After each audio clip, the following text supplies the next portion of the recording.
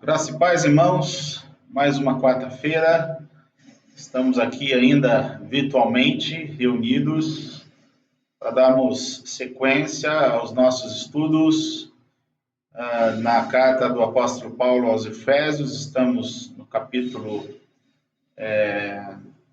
2, no capítulo 4, versos de 1 a 16. E estamos vendo a conduta cristã, a conduta do crente, procurando compreender aquilo que o Senhor espera de cada um de nós, visto que recebemos a graça da salvação, não por esforço nosso, por méritos nossos, mas foi nos dado este presente por Deus em Cristo, quando o Senhor Jesus Cristo se entregou sacrificial e substitutivamente em nosso lugar, morrendo na cruz e fazendo com que possamos, por meio dele, desfrutar de uma vida cristã abundante. Esse é o nosso tema do nosso estudo central de Efésios, e que o estudo de hoje possa abençoar a sua vida. Vamos orar e pedir a direção do Senhor neste tempo que teremos neste estudo. Amém? Feche seus olhos, vamos orar. Deus, nosso bendito e Pai, damos-te graça, Senhor, mais uma vez, por estarmos reunidos ao redor da Tua Palavra. Não estamos juntos fisicamente, mas espiritualmente estamos juntos, reunidos, porque temos a oportunidade de voltarmos toda a nossa atenção para as Sagradas Escrituras, especificamente para o texto do apóstolo Paulo, em sua carta à igreja de Éfeso, procurando compreender a conduta cristã que deve fazer parte das nossas vidas. Ajuda-nos a cumprir com aquilo que cabe a uma nova criatura, que possamos viver a vida cristã, o nosso chamado, a nossa vocação de maneira digna. Ajuda-nos em nossas fraquezas. Precisamos do Senhor. Reconhecemos as nossas limitações, reconhecemos que sem o Senhor nada somos. Ajuda os nossos irmãos, onde quer que estejam, fortalece-os, não deixe que nada lhes falte.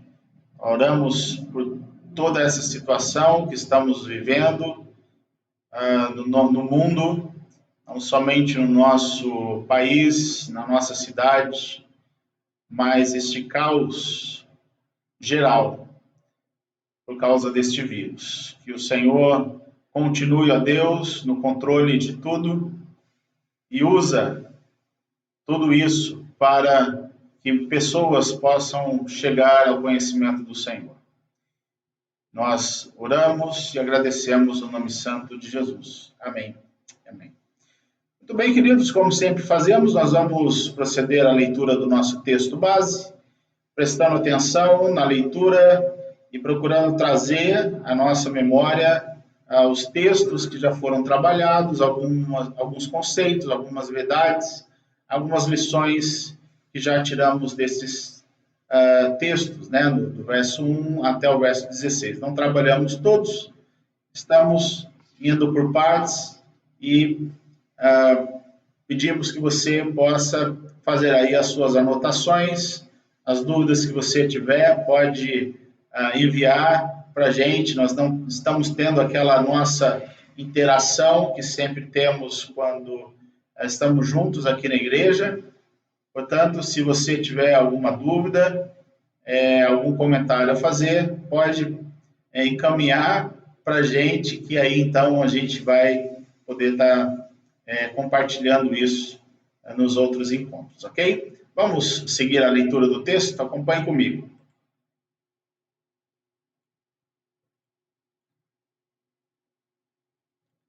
Como prisioneiro no Senhor, rogo-lhes que vivam de maneira digna da vocação que receberam. Sejam completamente humildes e dóceis, e sejam pacientes, suportando uns aos outros com amor. Façam todo o esforço para conservar a unidade do Espírito pelo vínculo da paz. Há um só corpo e um só Espírito, assim como a esperança para a qual vocês foram chamados é uma só. Há um só Senhor, uma só fé, um só batismo, um só Deus e Pai de todos, que é sobre todos, por meio de todos e em todos. E a cada um de nós foi concedida a graça, conforme a medida repartida por Cristo. Por isso é que foi dito, quando ele subiu em triunfo às alturas, levou cativos muitos prisioneiros e deu dons aos homens. O que significa ele subiu, senão que também havia descido às profundezas da terra? Aquele que desceu é o mesmo que subiu acima de todos os céus, a fim de encher todas as coisas. Ele designou alguns para apóstolos, outros para profetas, outros para evangelistas e outros para pastores e mestres, com o fim de preparar os santos para a obra do ministério, para que o corpo de Cristo seja edificado.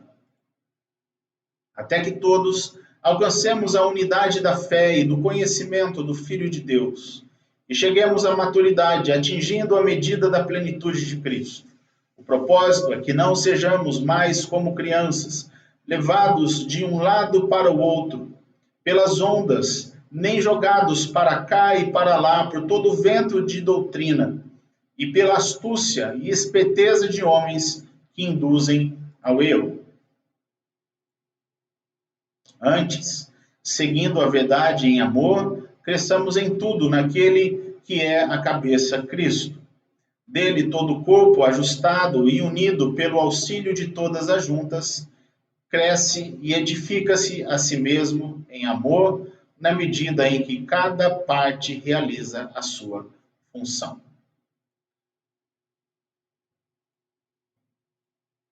Muito bem, queridos, nós paramos na última aula, no nosso último estudo, trabalhando especificamente como que se manifesta, não é, a conduta cristã, como que ela deve ser, para que nós possamos, então, dizer que de fato somos cristãos, que nós vemos a nossa vocação de uma maneira correta, compreendendo o nosso chamado como um chamado para uma obra excelente, para que outras pessoas possam, então, conhecer quem é Cristo e assim possam também desejar viver a vida que vivemos.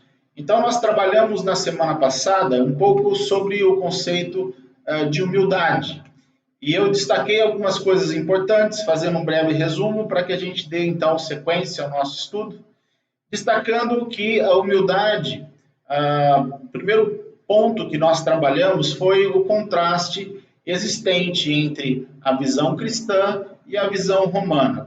Quais seriam, ou qual é, na verdade, a principal diferença entre a visão cristã sobre o conceito de humildade e a visão romana sobre o conceito de humildade? Destaco, primeiramente, que na visão romana eles viam a humildade como um sinal de fraqueza, um sinal de desonra, um sinal de vergonha pública. Então, quem se manifestava com humildade, numa atitude de humilde, era envergonhado, né? Então, humildade, segundo essa visão romana, é uma conduta relacionada a uma postura serviçal. Então, se você não é servo, se você não é escravo, você jamais deveria se portar com humildade, porque se assim fosse, você seria publicamente envergonhado. Okay? Já a visão cristã sobre este conceito nós compreendemos que não é uma opção para o crente ser humilde ou não. Não é uma opção, né? Mesmo por essa conduta ser uma conduta serviçal relacionada à obra do servo, ao trabalho do servo, esta é, portanto, a postura de alguém que de fato deseja ser um imitador de Cristo. Então, todos aqueles que foram regenerados, todos aqueles que foram vocacionados para essa obra, precisam ser naturalmente humildes ou trabalharem a humildade em suas vidas, porque a humildade não é para o crente uma opção. Não há essa opção, né, da pessoa aceitar a Cristo, mas não aceitar a conduta que Cristo, portanto, exige daqueles que a ele se entregaram. Porque a nossa postura agora é nos tornarmos, portanto, imitadores de Cristo, como o texto já vamos destacar aqui, Efésios capítulo 2, Filipenses capítulo 2, verso 5, quando o apóstolo Paulo diz assim: seja a atitude de vocês a mesma de Cristo Jesus. É claro que ele vai destacar aqui nos versos seguintes, trazendo a atitude que Cristo teve para poder ilustrar para os crentes da igreja, não é, aqui de Filipos, como que eles deveriam se portar diante de uma sociedade que muitas vezes não valoriza os humildes. Então, nós vivemos hoje numa sociedade no que diz respeito, por exemplo, ao mundo corporativo, às vezes uma postura de humildade, ela não é aceitável. Então, se você deseja crescer no mundo corporativo, na sua empresa, você muitas vezes precisa pensar mais em si do que pensar nos outros. E é necessário que você se porte de uma maneira que manifeste que você é alguém que domina ali a sua área, você tem pleno controle das suas funções, e não pode manter uma visão, uma postura de humildade perante as outras pessoas. Portanto, nós destacamos nessa introdução este contraste, como que o mundo, a sociedade romana via a humildade e como os crentes em Cristo deveriam compreender a humildade, ainda que ela estivesse relacionada a uma postura serviçal, é justamente essa postura serviçal que nós devemos assumir, compreendendo que essa é a postura que o próprio Cristo assumiu quando ele tomou a forma de homem e assumiu a forma também de servo, a atitude de servo, teve uma atitude serviçal para poder deixar para cada um de nós o exemplo que nós devemos seguir. Continuando, na semana passada, nós destacamos 3 fatos importantes sobre o que seria a humildade dentro dos versos 3 até o verso 5 de Filipenses capítulo 2. Então, dentro do primeiro fato importante que nós destacamos a semana passada, vimos o que seria a humildade. E destacamos o verso de número 3, compreendendo como, de fato, a humildade sendo uma disposição de espírito em considerar os outros, ou os nossos semelhantes, superiores. É como que nós, de fato, nos portamos quando nós estamos face a face com outras pessoas, na maneira como nós lidamos com outras pessoas. Essa disposição natural pela obra de Cristo em nós, como que nós nos vemos e como que nós enxergamos o nosso próximo também, os nossos o nosso semelhante, o nosso próximo. Então, é como eu e você consideramos os outros, se superiores a nós ou inferiores a nós. E assim, a nossa disposição, não é, em servi-los. Então, a maneira como eu o vejo é a maneira como eu, então, vou me portar numa atitude de servi-los. Se eu considero o meu próximo superior a mim mesmo, a minha predisposição é para servi-lo em suas necessidades. Portanto, a humildade, ela coloca o eu à disposição do próximo. Olha só que interessante isso. E como que nós trabalhamos também na semana passada a dificuldade disso em face à nossa natureza. Porque naturalmente nós somos egoístas. Nós colocamos naturalmente o eu acima do outro, do próximo, do meu semelhante. Portanto, a humildade, ela tira o eu do trono para colocar o outro. E ela só coloca o outro porque ela já colocou Deus em primeiro lugar na sua vida.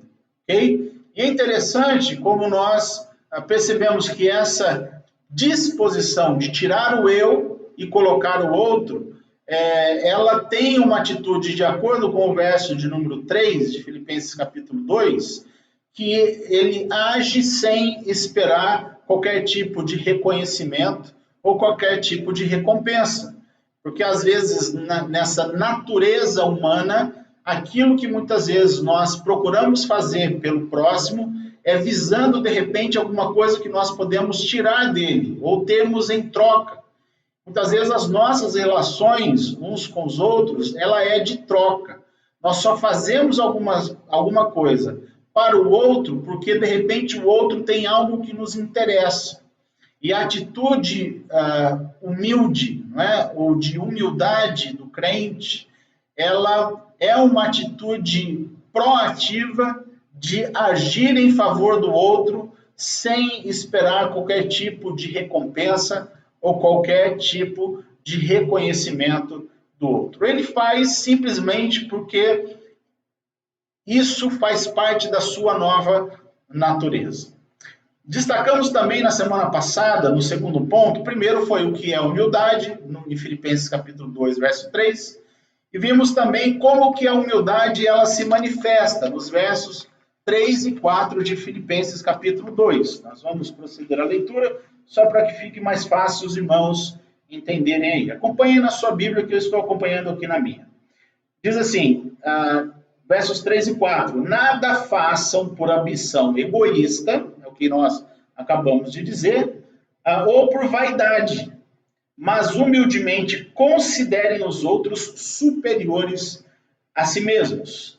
Olha o verso 4, cada um cuide não somente dos seus interesses, mas também dos interesses dos outros. E há algumas coisas importantes aqui que nós precisamos destacar. Primeiro, é olhar para o outro com honra e não com desprezo. A partir do momento em que Cristo age na nossa vida, transformando o nosso coração, vai transformar também a nossa visão, a maneira como nós olhamos para o nosso próximo. Se a exortação que nós temos nesse texto é, de fato, para olhar para o outro com honra e não com desprezo, ela vai fazer com que nós possamos trabalhar em nossos corações nesse sentido, de fato, procurando considerar o outro superior a nós, de tal forma que a gente não desvalorize o outro. Porque a tendência que nós temos é geralmente olharmos para os defeitos da outra pessoa. E às vezes os defeitos do próximo impede a nossa ação em favor dele. Então, enquanto eu, de fato, sou levado a olhar para o outro, para o próximo, com honra, com uma disposição de honrá-lo, eu naturalmente não estou olhando para os seus defeitos, mas para as virtudes que ele tem. Porque geralmente há uma predisposição de servir as outras pessoas pelas coisas boas que as pessoas têm ou que elas fazem. Então, esses são agentes de motivação para que nós possamos estar agindo favoravelmente o nosso próximo. Então, nós honramos as pessoas pelas suas virtudes. Mas muitas vezes não é isso que acontece, porque muitas vezes, o nosso olhar é um olhar minucioso, né? Muitas vezes cirúrgico, de tal forma que a gente só consegue enxergar nas outras pessoas os seus defeitos. E enquanto nós enxergamos apenas os seus defeitos, nós desprezamos essas pessoas, nós desconsideramos essas pessoas e não consideramos essas pessoas com dignidade. Não olhamos essas pessoas com os olhos de Deus. Destacamos também como essa humildade ela se manifesta dentro desses 2 versículos, que ela se manifesta na busca do interesse do outro com solicitude, não é? É cuidar não somente dos nossos próprios interesses. Então, mais uma vez, a luta é focarmos toda a atenção no interesse do outro. Termos de Deus sensibilidade para percebermos o que a outra pessoa carece, o que ela necessita, tirando todo o foco do eu, não é? Não buscarmos apenas, o texto é claro quando diz não buscar apenas, não está dizendo que é para a gente negar completamente os nossos interesses, aquilo que consideramos importante, aquilo que consideramos necessários em nossas vidas, mas é que possamos também buscar os interesses dos outros, não é? Não apenas temos um olhar autocentralizado, não é? Centralizados em nós mesmos, mas expandimos, colocamos essa nossa visão, essa nossa sensibilidade, a nossa compaixão, o olhar como Cristo olhou para as necessidades dos outros, ok? E terceiro e último destaque, somente relembrando o nosso estudo da semana passada, nós vimos em Filipenses 2,5 o supremo exemplo da humildade. Então, o apóstolo Paulo, ele parece encerrar, pelo menos essa parte do texto aqui, trazendo um supremo exemplo de humildade, que é o exemplo de Cristo. E no verso 2,5, diz assim: seja a atitude de vocês a mesma, não diferente, não menor, não superior, mas a mesma atitude nossa deve ser a atitude de Cristo. Então, em quem vamos nos espelhar? Quem é o nosso exemplo? Não é? Ainda que hajam pessoas com um exemplo digno de ser seguido, não há nenhum outro exemplo como o exemplo de Cristo. Nós ainda não vamos trabalhar a partir aqui do verso 6, os detalhes, mas vamos deixar um pouquinho mais para frente. Mas nós temos aqui um argumento supremo, não é? Nessa exortação ética do crente. Então, quando nós consideramos a nossa postura, a nossa conduta, a nossa ética, nós temos um padrão perfeito que é o padrão de Cristo, porque ele coloca o foco no serviço ao próximo. Então, Jesus Cristo vai dar um exemplo, o supremo exemplo, porque o exemplo deixado por Cristo é um exemplo que foca nas necessidades do outro, em servir os outros, não é? Olhar mais para os nossos deveres do que para os nossos direitos. É isso que Cristo nos ensina através do seu exemplo.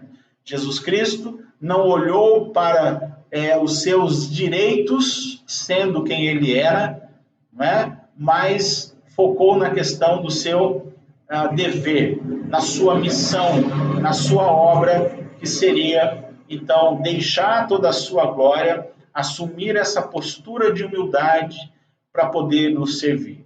E o serviço de Cristo resume-se, portanto, na sua obra sacrificial, deixando a cada um de nós o exemplo de humildade, na maneira como nós devemos servir o nosso próximo. Muito bem? Então, nós agora fizemos o nosso breve resumo da lição passada, para que você possa se inteirar, e nós vamos dar, portanto, sequência ao nosso estudo, vendo mais algumas coisas importantes na nossa lição. Nós vamos voltar para o nosso slide e ir direto para a lição que vamos trabalhar e para o versículo, a parte do versículo específico que nós vamos trabalhar nesta noite, ok? Aqui nós vamos direto para o nosso texto.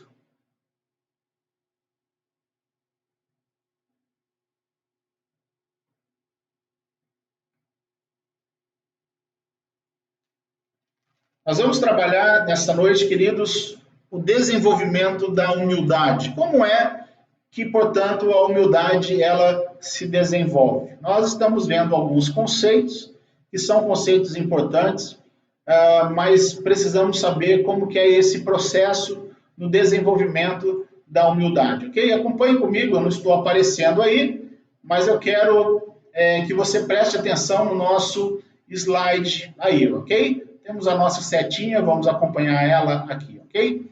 Então, mansidão. O que seria mansidão? A humildade, ela se manifesta através de uma atitude mansa, ok?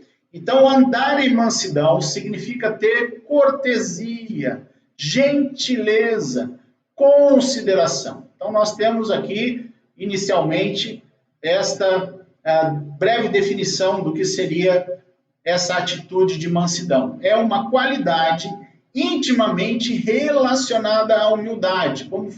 Quando falamos acerca do tema de humildade, consideramos, portanto, o tema também de uma atitude mansa. Okay? Essa qualidade, como um dos aspectos do fruto do Espírito, portanto, ela não nasce, ela não é nata, né? Não vem de nós, mas é um fruto do Espírito, figura em Gálatas capítulo 5, 22 e 23, que é o texto que nós temos como texto base que fala sobre a manifestação do fruto do Espírito em contrapartida da obra da carne, né?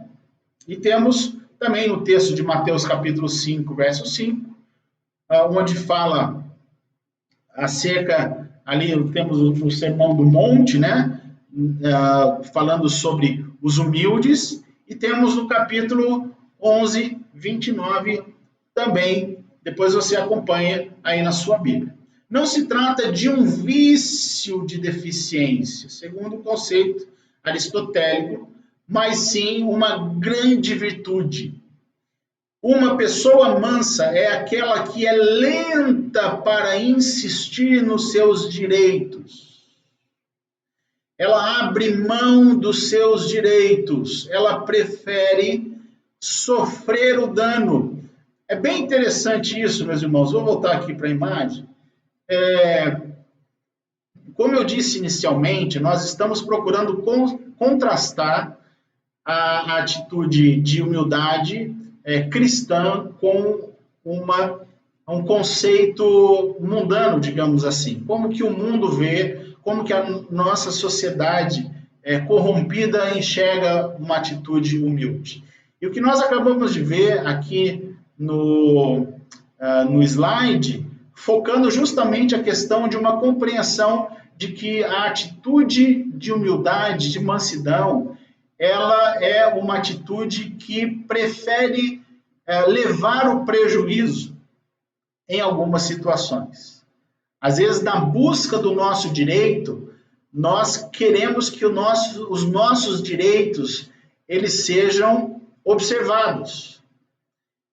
E muitas vezes, dentro dos nossos direitos, isso envolve algo financeiro. É algo que nós temos direito a receber.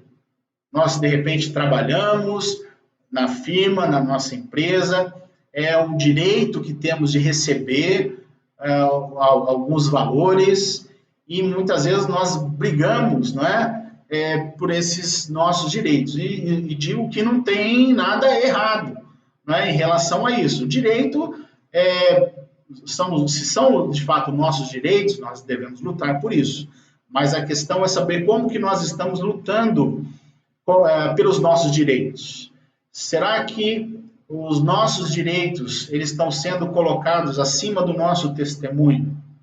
Será que na busca pelos nossos direitos nós estamos deixando de lado princípios importantes da nossa conduta cristã que devem ser observados, como nós vimos? Não é uma opção, não é a atitude de humildade? Será que nós estamos abandonando esses princípios por causa de nossos supostos direitos? Então é isso que nós precisamos rever.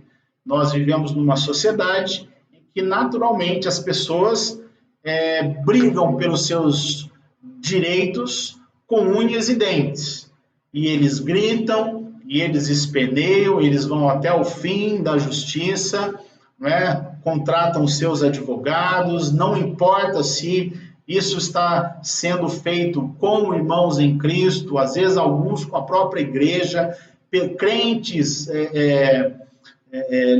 movendo ações contra a igreja, e então na busca dos seus supostos direitos, eles estão abrindo mão de princípios que são importantes dentro da vida cristã. Então entenda, que muitas vezes você vai ser levado a abrir mão, ok, dos seus direitos em favor da sua conduta cristã, para que a sua conduta cristã, a sua atitude, ela seja, então, ressaltada, ok? Então, ela prefere sofrer o dano. Vamos ler esse texto de 1 Coríntios 6? Abra comigo aí. 1 Coríntios, capítulo 6, verso 7. 1 Coríntios 6, verso 7. Olha só, justamente o que o apóstolo Paulo está tratando aqui sobre litígios, né? Demandas judiciais. Diz assim: o fato de haver litígios entre vocês já significa uma completa derrota. Por que não preferem sofrer a injustiça? Por que não preferem sofrer o prejuízo? Olha só, irmãos, que interessante aquilo que o apóstolo Paulo está dizendo aqui. Então, muitas vezes nós não consideramos algumas coisas importantes em relação ao testemunho cristão. Se na nossa maneira como nós nos relacionamos com os outros, principalmente com os incrédulos, mas não somente com os incrédulos, mas também com irmãos em Cristo, será que nós, numa situação específica, nós preferimos levar o prejuízo? Ou será que nós queremos ganhar sempre as discussões? Ou será que aquilo que nós consideramos como nossos direitos, será que nós abrimos mão disso? Será que nós preferimos levar o prejuízo ou saímos como os vitoriosos da conversa, não é? Porque nós agora estamos com um dinheiro no bolso que nós ganhamos, não é, de uma causa, mas o testemunho cristão ele foi muitas vezes manchado por causa de palavras malditas, por causa de um testemunho que não condiz com o testemunho de um cristão. Então, nós precisamos considerar. Vamos voltar ao nosso slide. Imitando a Abraão, que prefere deixar Ló fazer a melhor escolha. Gênesis capítulo 3, 7 a 18. Depois você pode abrir esse texto aqui e pegar, né, o mesmo conceito que nós estamos trabalhando aqui. Então, deixa os outros. Quer escolher? Escolhe. Não é? Certamente Deus vai nos abençoar pela nossa postura de deixar o outro a fazer a escolha que ele acha melhor. Mansidão. Opa, vamos voltar aqui, irmãos. Perdão.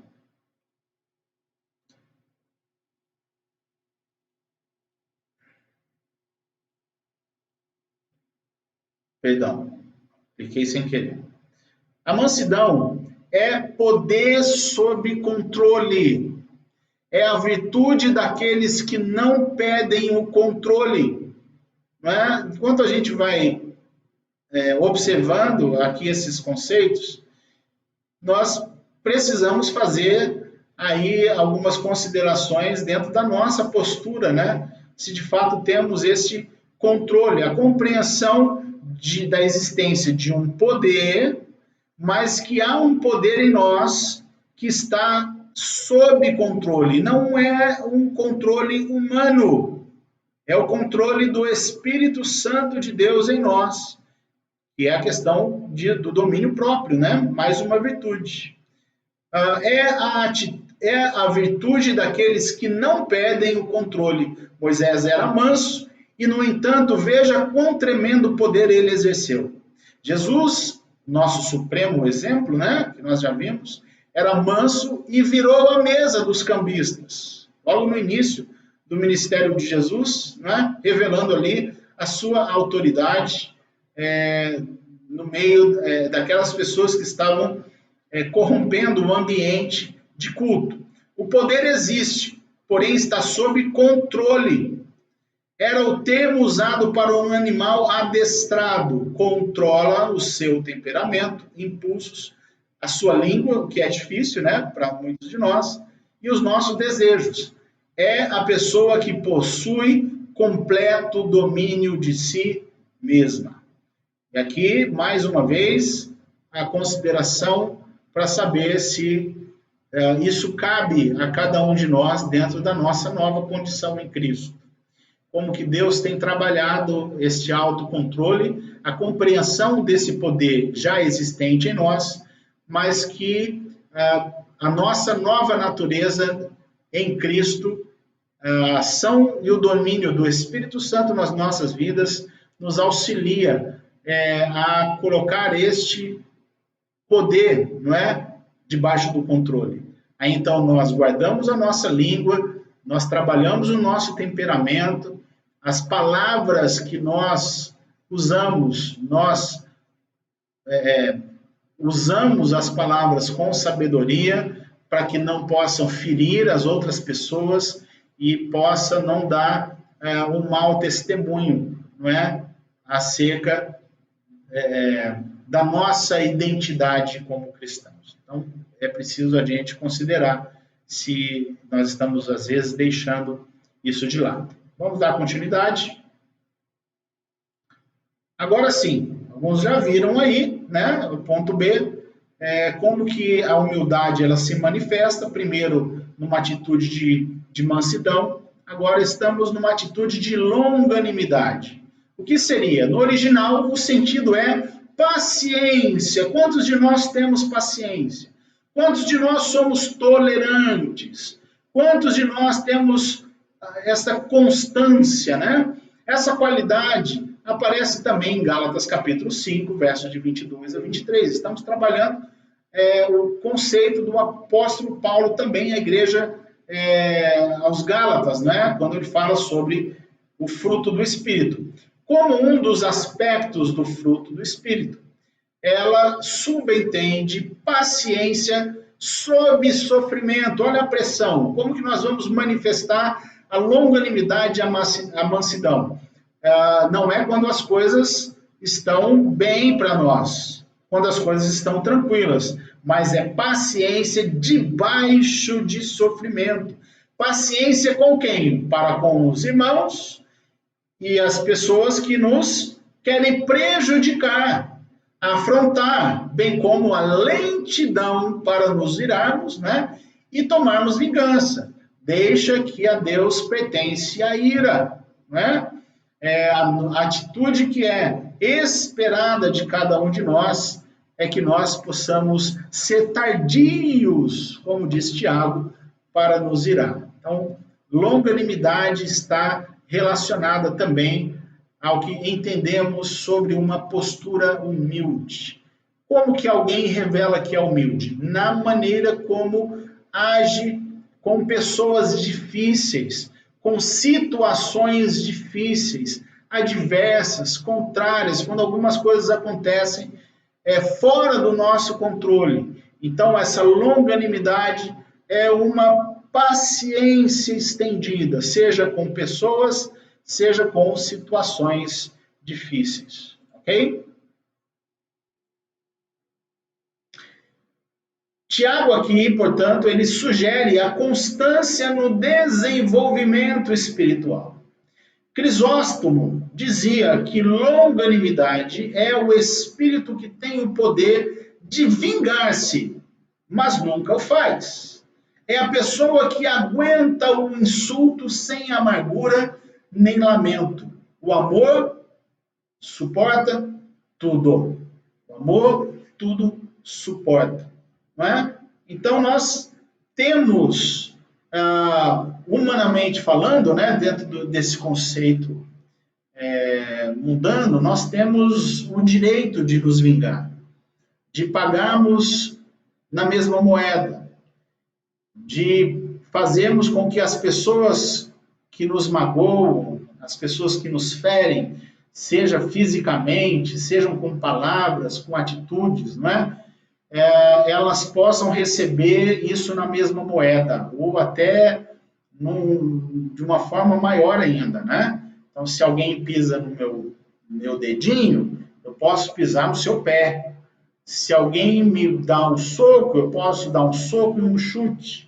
Se alguém me magoa, me fere com uma palavra, eu vou armar um discurso grande para poder humilhar, para poder ferir ela com palavras, ainda que não com gestos, mas muitas vezes nós sabemos que palavras malditas, elas ferem muito mais do que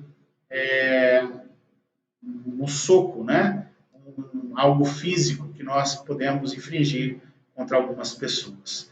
Então, nós temos esse poder de fazer, poder de nos vingar, mas nós não fazemos isso. Isso é autodomínio, isso é domínio próprio, isso é longanimidade, isso é paciência, isso é uma manifestação de alguém que é humilde, alguém que compreende a si mesmo, alguém que compreende o outro e mesmo que o outro não tenha muitas virtudes, que nós não consigamos ver muitas virtudes nele, nós o servimos, nós estamos à disposição deles numa atitude como nós já vimos, serviçal, ok? Dando continuidade.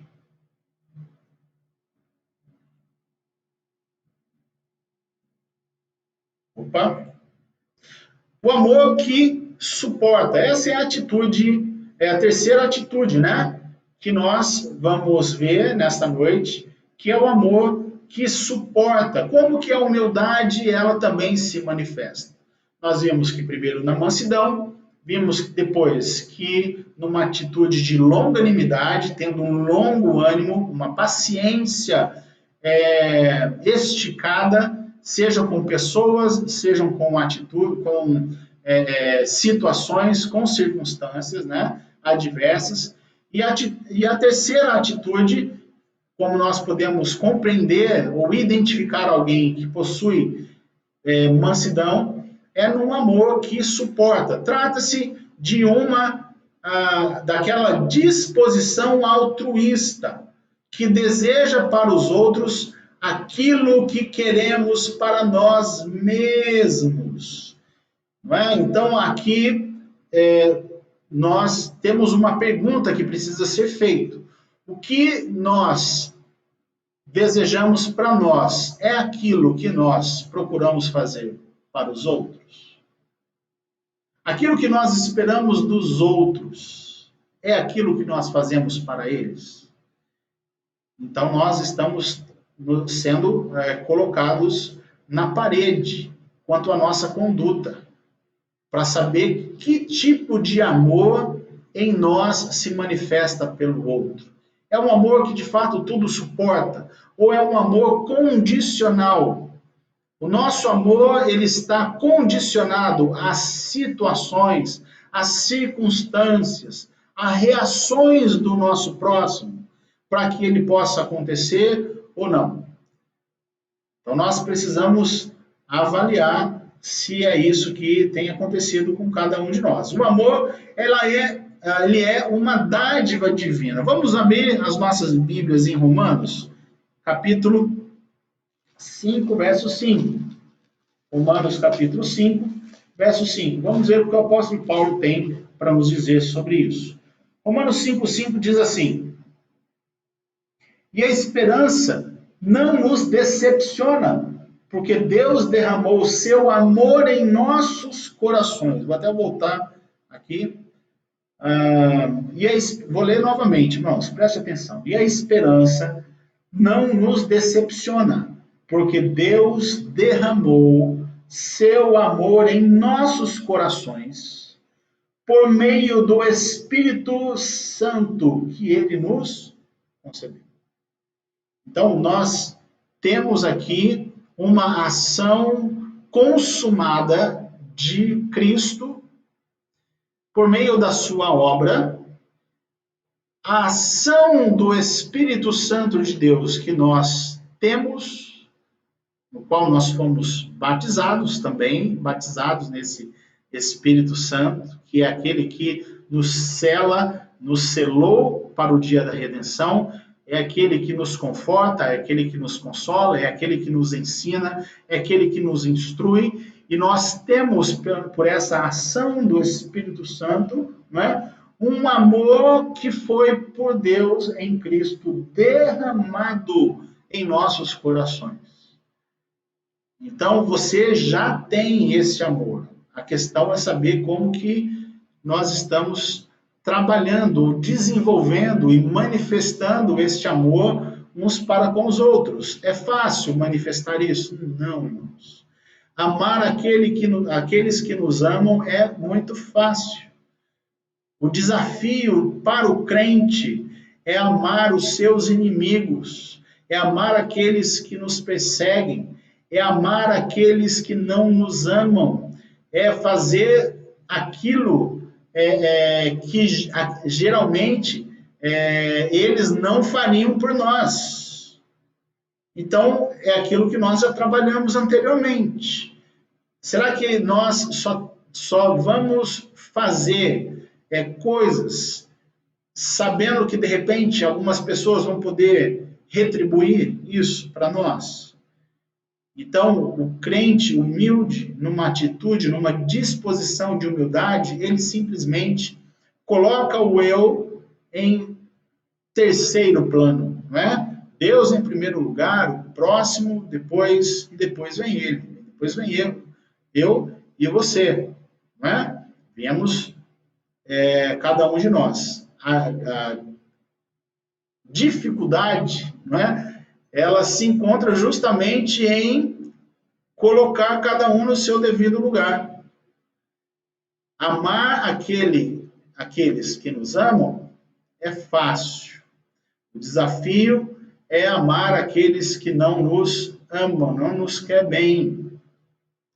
E o desafio que estamos tendo aqui é compartilhar este amor que foi derramado, transbordado, né, sobre as nossas vidas, com o nosso próximo, com aqueles que estão ao nosso redor. Nós iremos amar mais ou menos na medida em que permitimos o controle do Espírito Santo sobre nossas vidas. O desafio que temos também é quanto à permissão de ação do Espírito Santo em nossas vidas.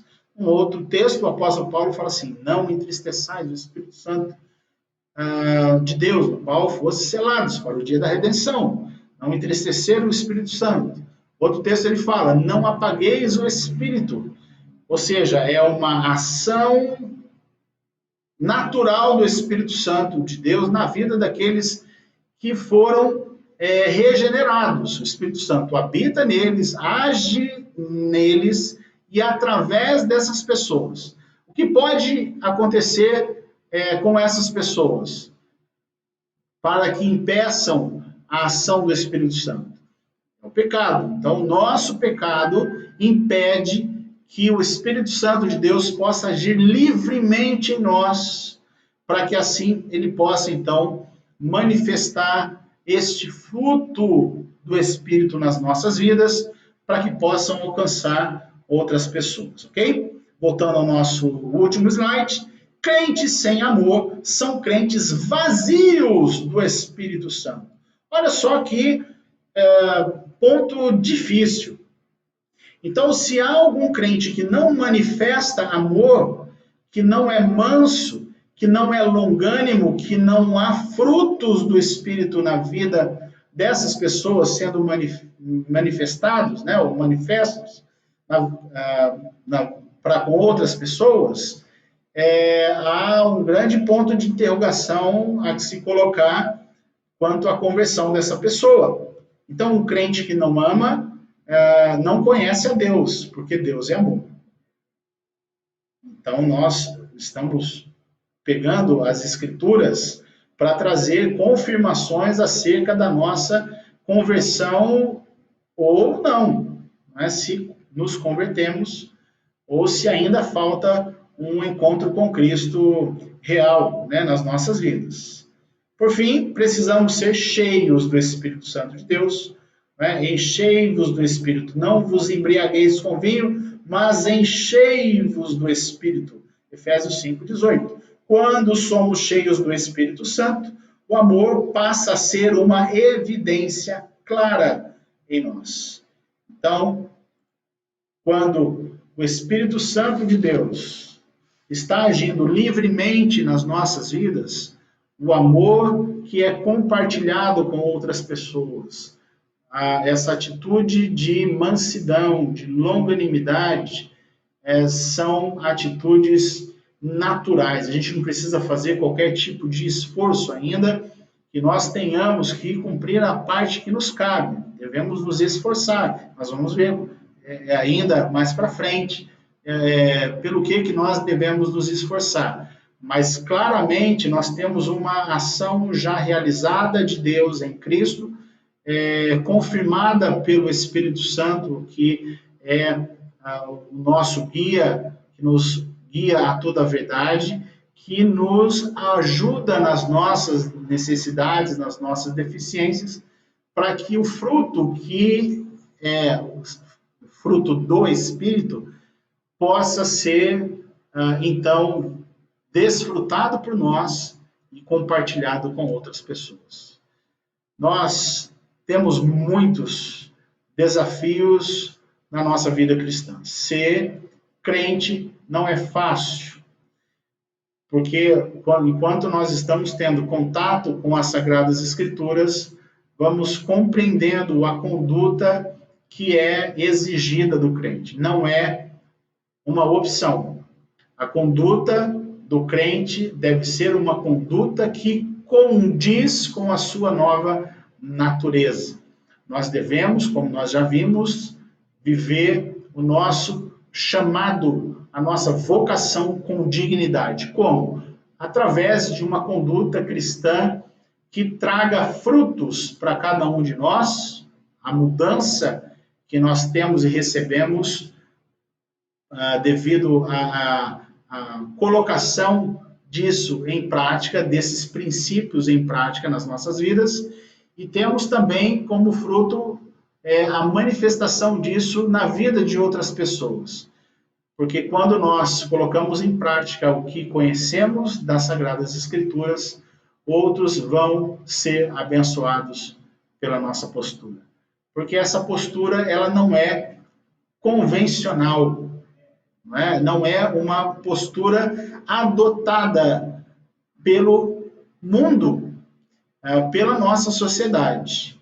Então, nós precisamos viver essa atitude que é contrária à nossa sociedade corrompida, porque é assim que outras pessoas vão chegar até ao conhecimento de Cristo. Que Deus abençoe a sua vida e possa auxiliar você a colocar em prática todos esses ensinamentos. Que Deus abençoe, fique com Deus e até a próxima quarta-feira, em nome de Jesus.